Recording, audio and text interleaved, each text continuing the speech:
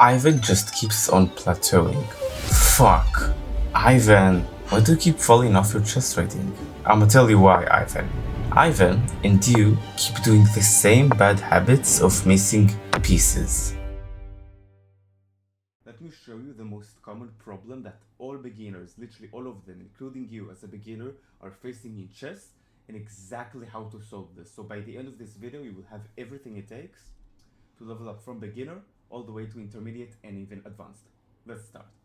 e4, e5, knight f3, c6, knight c6, bishop c4, knight f6. So far it is a very common opening. It is very known, Italian. Okay, great. d3, d5, e takes, knight takes, castling, bishop f5, and be very ready for this. First of all, why bishop a5 is not the best and the knight here is? The reason is that the computer really wants you to move back in order to threaten the bishop to be captured. The computer really wants you to remove this bishop because it is very strong. In the Italian, the bishop on the white bishop is very, very strong, which is very important to know. Anyways, important to know, but it is not the main problem. Anyways, castling, bishop f5, rook e1, and be very ready. If you're white, why is this move a good move? Okay, not the best move, but what does it do right now as white?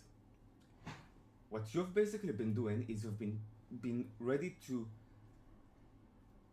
finish the basic opening principles very quickly so that you could threaten this pawn on e5. Great. This is what you're doing as white. You're aiming with one rook and one knight. All that black has is the knight on c6 to defend it. It is exactly what you're doing. Now, black sees this problem, and what he does is a mistake. He does the move bishop to bishop to d6. Why is this a mistake? Well, obviously, because you can capture it straight away. And this is what white does, and black, a few moves down the line, ended up actually resigning because of this, because it is a losing mistake. But if you're gonna go into the last game that you've played, it is a problem that you are facing right now. If you're not facing it right now, you're most likely not going to be a beginner for very long. But if you've been stuck, this is the reason that you're stuck as a beginner. We're gonna solve it right now. First of all, how do we do this?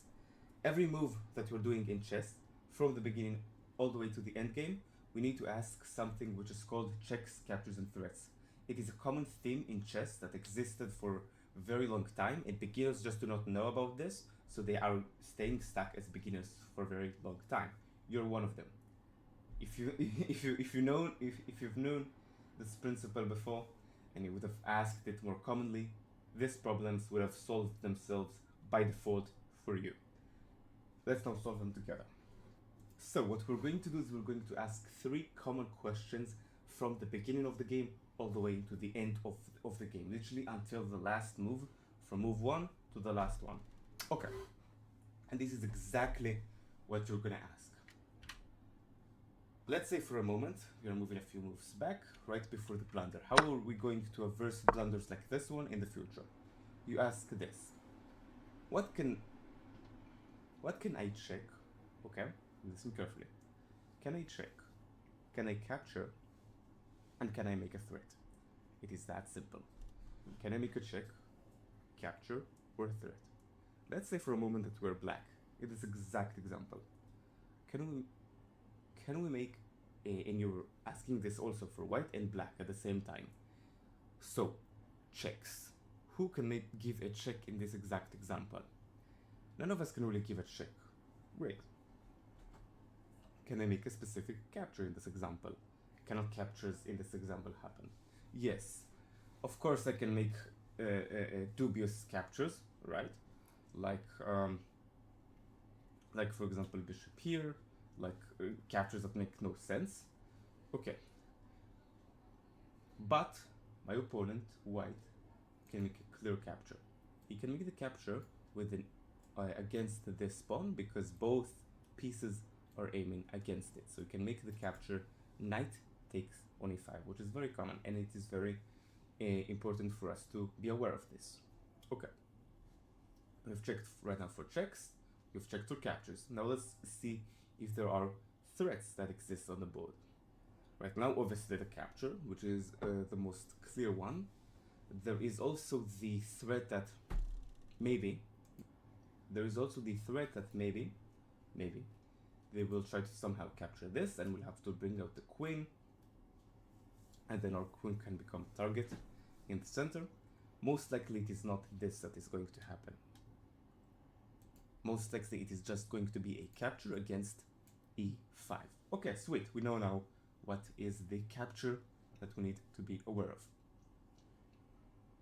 Now we know exactly what we're aiming for. Checks, captures, and threats. So how do we defend this without being captured?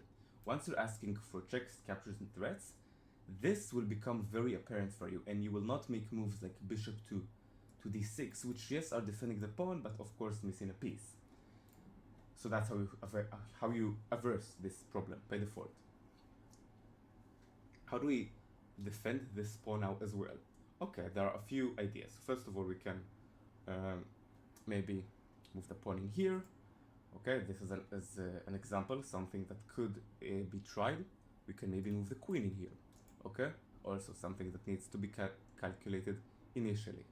Okay, but this of course this you will also think about in the beginning when you're asking for checks, captures, and threats. It will be an idea that pops off, but the more obvious ones like this will be immediately discarded because of a capture, so it's clear to you. Okay, so let's see, pawn in here simply defends. This will stay well defended. Okay, so nothing is too crazy in here. It is very solid for us. For example, we now think about the move d6, okay? Because you can think about this even in a real game. What could happen? Let's say for a moment, and we think about it from here. We do not move pieces yet, because then you'll be inclined to make a possible blunder. You think about it initially, and only then, once you've made a definite choice, only then you move pieces at the board. Okay, let's say in our minds, queen to d6. What could happen next? What if our opponent will just try immediately to capture then the piece? Then it means that if we're gonna try to recapture it, our knight, you can make arrows, it's okay. Our knight in here will be pinned because of the rook, okay? And he can later on try to maybe exploit it with moves like pawn to d4. It looks very cloudy, and for me it looks more like just that we are having a pin that could be utilized by white. So I'm discarding this move completely from my head, and I'm going off with a regular move, pawn to f6. I think that we've been correct, right? Going to games, let's see this. Previous move, pawn to f6.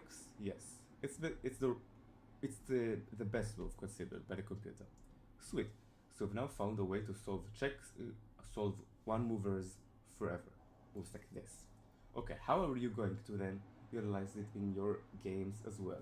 First of all, go to chess.com to puzzles and go for custom puzzles and write off and specify for 6 types of tactics. Okay, in here you can, like, it's a checkbox that you can click and specify for specific puzzles. So click there for 1, back rank checkmates, 2, the hanging pieces. These are very important. You need to be wary of mates and captures early on. These are the 2, and then you're also going to specify for other tactics that could happen, so that we will so that when we go into actual games it'll be simpler. So also specify in there as well for forks, discovered attacks, pins, skewers, and also there's another tactic that you can try to learn already. It's more advanced, but it is also possible, which is called remove the defender. So 7 overall. That will be very, very useful in order to get back into real games and to practice it there. When doing this, basically you're always within every move you're asking checks, captures, and threats, and you're basically practicing the motif. And only once you have the definite answers, only then make the move and see according to the computer. You're practicing after all in your brain, not in just the board. Alright, so if you have any questions, leave them below. I'll do my best to answer all of them, and I will see you very soon. Bye bye.